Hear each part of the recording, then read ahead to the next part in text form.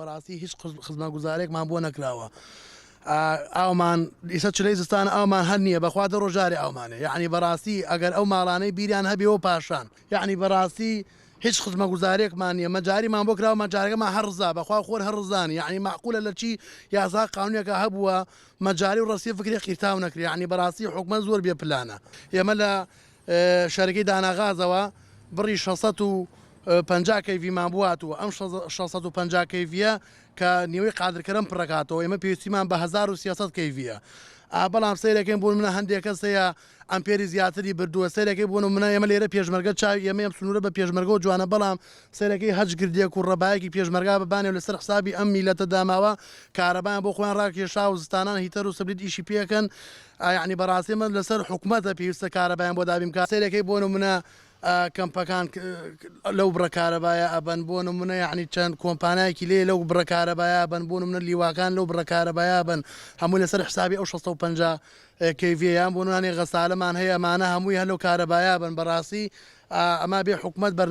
بەرنامێک بۆ دابنیان ئەو بڕەکارەبامان بۆ زیاد بکات، یاخود چارەسەری کێشەکانمان بکات، لەبەر 4 زستانە باران ببارەی حاڵمان نابێت. بەداخەوە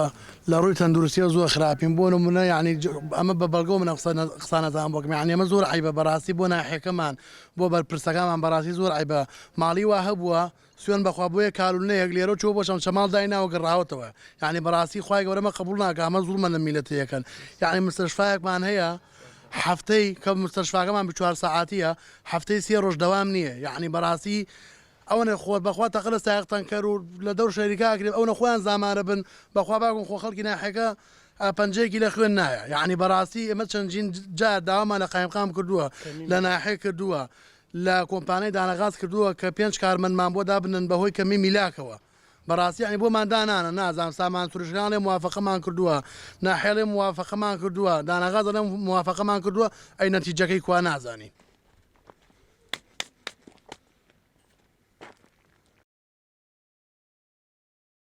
وڵای ڕێگاکەمان زۆر خراپە، هەمووی 4-5 مانگە هەتا خۆوتت خۆمان لەسەر حسابی خۆمان ئەو ڕێگاوبانەمان چاکرد، چەند سایقێک چەند هاوڵاتیەکی ناحی قادرکەرم و تەکی جەباری، بەڵام ئێرە بەڕاستی ڕێگاکەمان خراپە، ئەو ڕێگایە زۆر کۆن نییە، بەڵام تەنکر و بە تایبەتی ئاسن لەم ڕێگایەوە ئەڕوا بەهۆی ئەوەی کە قەپانی لێ نییە بارێکی زۆری لێ ئەدا، ڕێگاکان خراپ کردووە. ئێرە بەڕاستی لەو ڕۆوە بێساحێبە، چووکەم هیچ قەپانێکی لێ نییە، هیچ لێپرسینەوە ناکرێ، زێرابەکان ئەگیرێ، زێرابەکان توانای ئەو چووکەم بە هۆی ئەم ناوچەی ئێمە شاخاویە کە باران نەبارێ هەمووی ئەخلسکێتە خوارە ئەو ئاو لافاوە، ئەو زێرابێ لە توانای ئەوەی نییە کە ئەو ئاوە ڕاکێشێ، ئەجا ئەبێتە لافاو،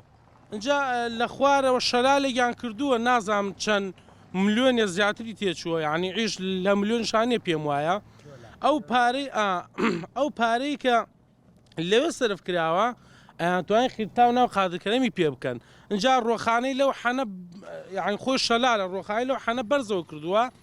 ئاوەکە مسەیتەرە بە ناو ماڵەکانە، 2 پرش باران ببارێ ڕێک ئاوەکە شکێتەوە سەر ماڵەکانە بێ هەمووی ڕابکە. 7 ماڵ ڕۆیوە، ئەم 7 ماڵەگە تۆ خزمەتگوزاریت هەبێ و هەلی کارێ هەبێ و ئاو هەبێ و کارەبا و هەبێ و ڕێگاوبانە باش بێ، ڕێگات ئەمان بێ،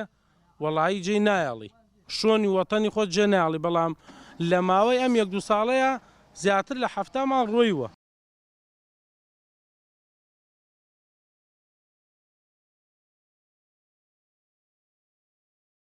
ئەبێت تایبەتمەندی خۆیە بێم ناحێ بەڕاستی لەگەڵ ناحەکانی ترە لە دوو ڕۆوەڵم تایبەتمەندیەکەی چێ جیاوازی بکەین لەگەڵ ناحەکانی ترە ناوچەکانی ترە، یەک لە ڕووی ئەنفال و ماڵوێرانیەوە پشکی شێری بەرکەوتووە، ئەبێ زیاتر معانات بێ، ئەبێ زیاتر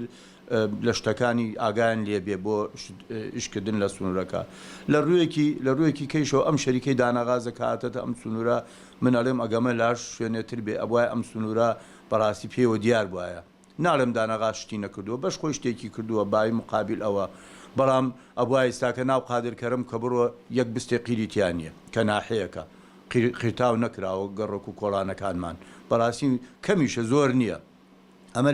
لەلایەن کارەبا و ئێمە 650 کەیوی کارەبا لە قادرکەرم لە مەحەتەی دانەغاز و پێمانە درێ بەڕاستی زۆر کەمە ئەم 650 لە ئەستا تقریبا مێگایەک و 200 کەیڤیاڵە بەش قادرکەرەمەکە بەڵام لە هەمووی گرنگتر بەڕاستی منەمە چەند جارە داوام کردووە ئەمە ڕووی دەممەکەمە حکوومەتی هەرێمی کوردستان بەڕاستی لایەنە پەیوەندیدارەکان داوامان کردووە ئێمە مستەشفای نەخۆشخانەی قادرکەرممانەیە کە شەوانە ڕۆژی بۆ سونورەکە ئەم سونرە سولەیەکی فراوانە وەکوتم خەڵک معاناتی زۆرە بێژگە نەخۆشیە سادەکان نەخۆشی دەرونیشی هەیە کە بۆ نێشەید و ئەنفال و ئەو کارە ساتەی بەسەری هاتووە بەڕاستی ئەم مستەشفایە کە شەوان ڕۆژی بوو ئێستاکە ئێمە 4 کارمەندمان بەهینی عمومە کە مناڵیان بووە ئیجازەی ساڵانەیان وەرگردووە ئەو مستەشفایەمان لە شەوان ڕۆژیەوە نەمانتوانیە لەبەرەوە کارمەندی تیانەماوە 2 کارمەند یا بۆ 3 کارمەندە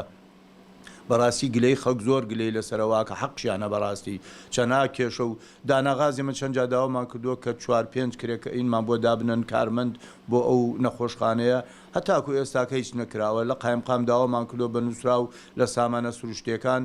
لە حکوومەتی هەرێمیش داوامان کردو لایەنی پەیوەندیدار کە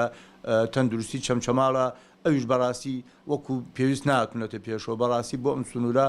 خەڵک زۆر گلەی لەواکە و حەقشیانە من زۆر پشگیریانەکەم بۆ دووبارە داواکەم والله کارەساتی لێ بێتەوە چەندها جا خەڵک توش نەخۆشیەکی بەسیتە بێ کە لێرە نییە هەتای بنە چەمچەماڵ ئەبێتە هۆی مردنی ئەمە زۆر خراپە چەند جا داوامان کردووە ئەو ڕێگای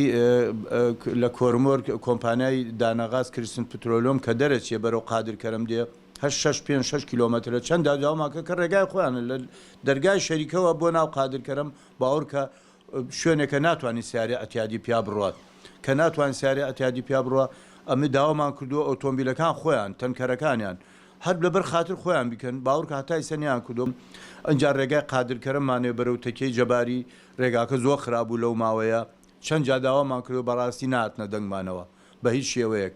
ئەمە زۆری تێچێت تەکلیفەکەی زۆرە نامچی بەم شێوانە جوابی ئێمانداوتەوە بەڵام ئەم سنۆ کوتم دانەغازی لێ حەقی خۆمان هەیە لە سەریان ئەو شتانەمان بۆ بکەن بەڵە لە کۆتایی ئەوە بوو کۆمەڵی خێرخوازی سنوورەکە بەڕاستی من زۆر بە شتێکی